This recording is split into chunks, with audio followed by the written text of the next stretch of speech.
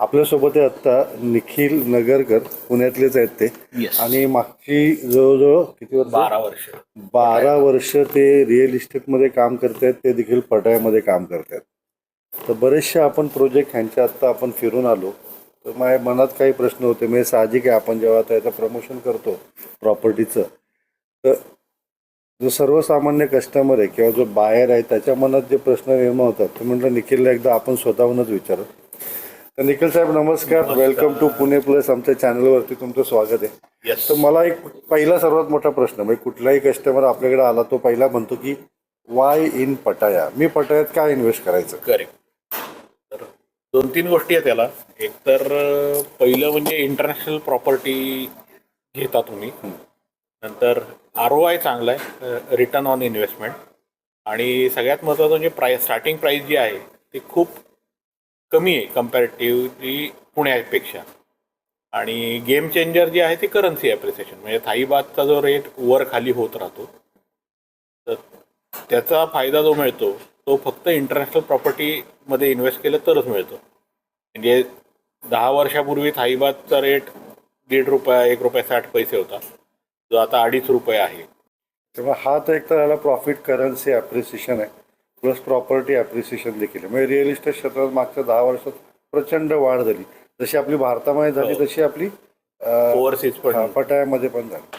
आता सर्वात महत्त्वाचा प्रश्न म्हणजे मला वाटतं की पुण्यामध्ये किंवा आपण भारतामध्ये कुठेही जेव्हा प्रॉपर्टी घेतो, तर मनात एक भीती असते की बाबा आपण प्रॉपर्टी घेतोय, पण ती 10 वर्षांनी तशीच राहील का? हो. ताबा आपला राहील का? कुणी बळकावेल का? हो. तर हे सगळे प्रश्न आपल्या मनात खूप असतात. बरोबर. आता मी इंडियात राहणार, समजा पुण्यात मी राहतोय, तर एवढ्या लांब मी इथं प्रॉपर्टी घेणार, तर माझं तर लक्ष इथं नसणार आहे प्रॉपर्टीवर. बरोबर. बरोबर. मी कधीतरी वर्षातून एकदा किंवा 2 वर्षातून एकदा येणार. बरोबर. मग त्याची गॅरंटी काय की माझी प्रॉपर्टी, मी इन्व्हेस्ट केलेले पैसे माझे सेफ राहतील, ह्याची गॅरंटी काय? बरोबर. नाही, आता पहिलं म्हणजे सगळ्या प्रॉपर्टीज ज्या आहेत तिथल्या या फ्री होल्ड प्रॉपर्टीज आहेत. ओके. म्हणजे लीज प्रॉपर्टी हा प्रकार नाही आहे, फ्री होल्ड आहे. जो इन्व्हेस्टर आहे काही कारणाने तो एक्सपायर झाल्यावर त्याच्या पुढच्या जनरेशनला तो पास ऑन होतो. बरं. हे झालं टायटलबद्दल, की एकदम क्लिअर, काही प्रॉब्लेम नाही. दुसरी गोष्ट, थायलंड पटाया हे असं डेस्टिनेशन आहे जिथे ग्लोबल इन्व्हेस्टर्स आहेत आणि टुरिस्टसुद्धा ग्लोबल आहेत, म्हणजे जगभरातून लोक येतात. बरोबर. त्यामुळे आपण इंडियन मेंटॅलिटीनी जे काय विचार करतो ते इथल्या लोकांना कळत नाही. म्हणजे इथल्या लोकांना आपण म्हटलं की अरे तू ताबा नाही सोडलास तर काय, तर त्यांना हेच कळत नाही की हा विचारतोय काय. हा, कारण फेअर त्याच्या डोक्यात ते हेच नाही की ताबा आहे बा जगात असं. कुठे असं होतं की ताबा सोडत नाहीत लोक, हा, हेच हेच कळत नाही. नाहीये. हा. त्यामुळे तो काही प्रश्न नाहीये. लॉ स्ट्रॉंग आहे, बाहेरच्या बाजूने लॉ असतो. ओके. ओव्हरसीज जेव्हा कधी काम करतो आपण, तेव्हा मधली जी एजन्सी असते त्यांची सगळी रिस्पॉन्सिबिलिटी असते. आणि असं काही होत नाही. म्हणजे आता 12 वर्ष आपण करतोय, तर ॲब्सोल्युटली एकदाही असं काही झालेलं नाहीये आणि होणारही नाही, कारण लॉ स्ट्रॉंग आहे इथे. आणि दुसरी गोष्ट, काळजी कोण घेणार? तर आता आम्ही 12 वर्ष आहोत, 600+ कॉन्डोमिनियम विकून झालेत. तर आमच्या इथे 4 कंपन्या आहेत ऑलरेडी. त्यातली एक कंपनी आम्ही सगळी रेंटिंग आणि हाऊसकीपिंग अशा करता आहे. त्यामुळे आम्ही पूर्ण रिस्पॉन्सिबल आहोत सगळ्या गोष्टींकरता. कारण कधीही माणूस जेव्हा एवढ्या लांब इन्व्हेस्ट करतो, फ्लॅट घेतो, तेव्हा कोणीतरी एक भरोशाचा पॉईंट ऑफ कॉन्टॅक्ट असायला लागतो. तर ते आम्ही जबाबदारी घेत होती. त्यामुळे ती काही काळजी करायचं काही कारणच नाही. म्हणजे निखिल तर ह्या एरियामध्ये, म्हणजे पटायामध्ये 12 वर्षापासून काम करतोय. मेन म्हणजे प्रॉपर पुण्यातले. आणि सर्वात म्हणजे तेव्हा त्यांनी मला सांगितलं की यांचं कोकणात देखील यांनी काम केलेलं आहे. आपल्या कोकणात दापोलीपासून कोळथरे बीच जो आहे, तर तिथे पण त्यांनी एक प्रोजेक्ट केलेलं आहे. तर मेन भांडारकर रोडला पुण्यामध्ये ऑफिस आहे, पटायामध्ये देखील यांचं ऑफिस आहे. परत दुसरा अजून एक प्रश्न होता, अजून एक मला असं वाटतं की आता आपण समजा प्रॉपर्टी घेतली, आता 2 वर्षांनी मला वाटलं की माझं चांगलं ॲप्रिसिएशन झालं. तर आज समजा मी 1 लाख रुपये इथे इन्व्हेस्टमेंट केले, ॲप्रिसिएशन 2 वर्षांनी समजा 1.5 लाख रुपये झाले, मला 50,000चा काय फायदा झाला प्रॉपर्टीमध्ये. तर ह्या 50,000च्या प्रॉफिटवरती आपल्याला काय काय टॅक्सेस आहेत की त्यातले पूर्ण 50 मला मिळणार? नाही, त्याचं आता येस, आता हे काय आहे, इथले इंडिया आणि थायलंडमध्ये टॅक्स ट्रीटी आहे. बरं. त्यामुळे एका ठिकाणी कुठेही टॅक्स भरायला लागतो, बरं. दोन्ही ठिकाणी टॅक्स नाही भरायला लागत. आता इथे झालेला फायदा तुम्ही जर का इंडियामध्ये तुमच्या अकाउंटमध्ये ऍड केला हां तर तो तुमचं जे काही इन्कमची स्लॅब आहे त्याच्यात तो ऍड होणार आणि जो काय स्लॅब आहे 20% 30% त्याप्रमाणे ते टॅक्सेबल होणार. बरोबर. इथेच जर का तुम्ही प्रॉफिट ठेवला तर इथे जी काय त्यांची जसं स्लॅब आहेत जसं आपल्या आहेत तशा यांच्याही स्लॅब आहेत बरं. तर त्याप्रमाणे जो टॅक्स येतो तो भरायला लागतो. तो तरी अंदाजे किती असतो? ते 1.5 लाख थाईबात पर्यंत टॅक्सेबल नाहीये. त्याच्या पुढे 5% अशा स्लॅब आहेत वेगवेगळ्या. म्हणजे जर का म्हणजे 50,000चा मला प्रॉफिट झाला, समजा 1 लाखाची प्रॉपर्टी घेतली मी 1.5 लाखाला विकली हो.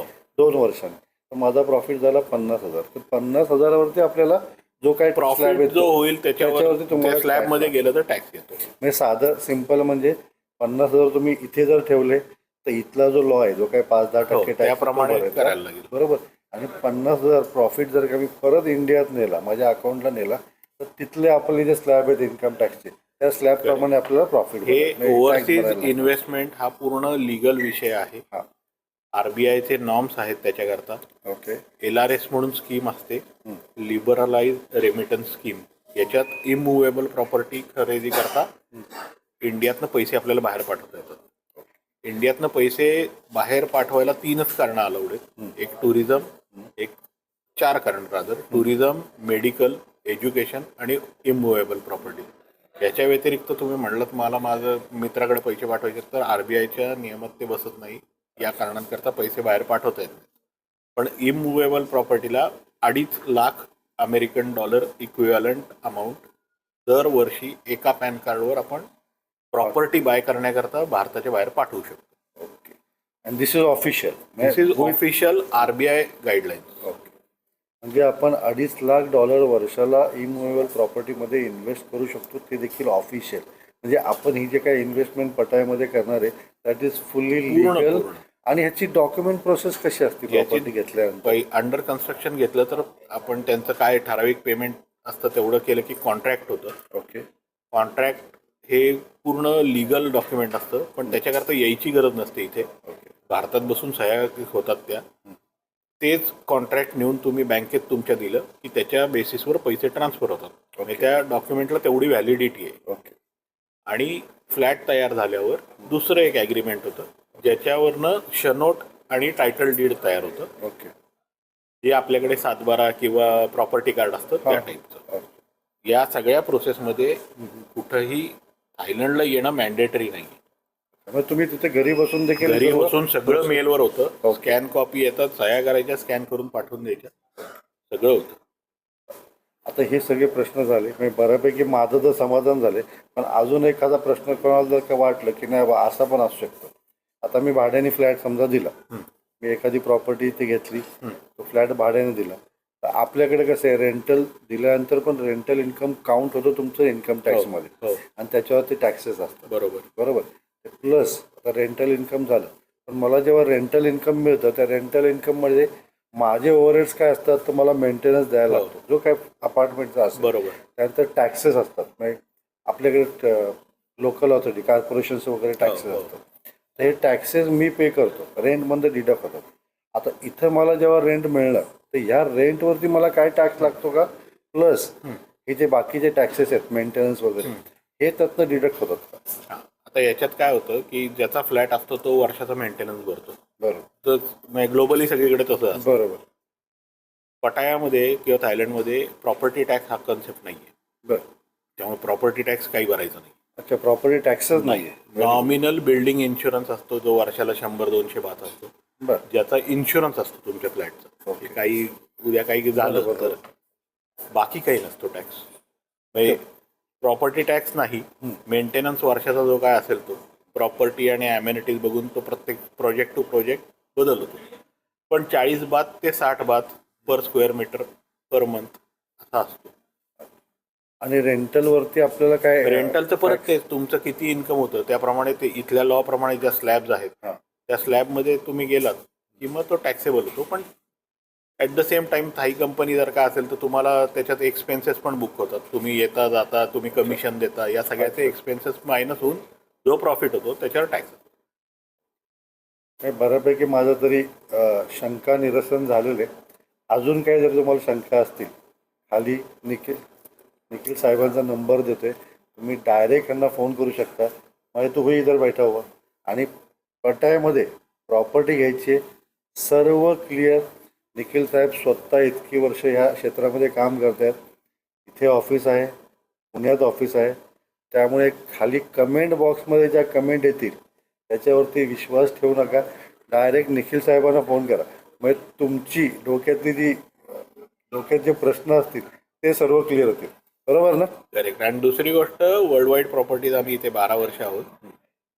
आमची पुण्यातली कंपनी आहे, इथे पण कंपनी रजिस्टर्ड आहे. 3 पार्टनर आहोत आम्ही. 12 महिने कोणी ना कोणी रोज इथे आहे. ऑन फील्ड सपोर्ट आहे. असं होत नाही की आमच्यातलं कोणीच इथे नाही आहे. त्यामुळे पूर्ण 12 महिने कोणी ना कोणीतरी रोज इथे आहे सपोर्टला. कधीही कोणी आलं तरी आम्ही मदतीला आहोत इथे. आणि तुम्हाला कधीही वाटलं ना पटायला यायचं प्रॉपर्टी व्हिजिटसाठी, तुम्हाला कुठलीही मदत लागली 24/7 आपली माणसं इथे आहेत. इसलिए टेन्शन लेने का नाही. आणि बिनधास्त इन्व्हेस्टमेंट करा. रिटर्न खरंच जबरदस्त आहे. मी तुमच्यासाठी भरपूर आता प्रोजेक्ट घेऊन होते. निखिल साहेबांनी आम्ही मिळूनच हे काम चालू केलेलं आहे. तर मित्रांनो, पुणे प्लसला बघत राहा. व्हिडिओ आवडल्यास लाईक करा, शेअर करा. नंबर देतोय, नक्की फोन करा. डन. थँक्यू.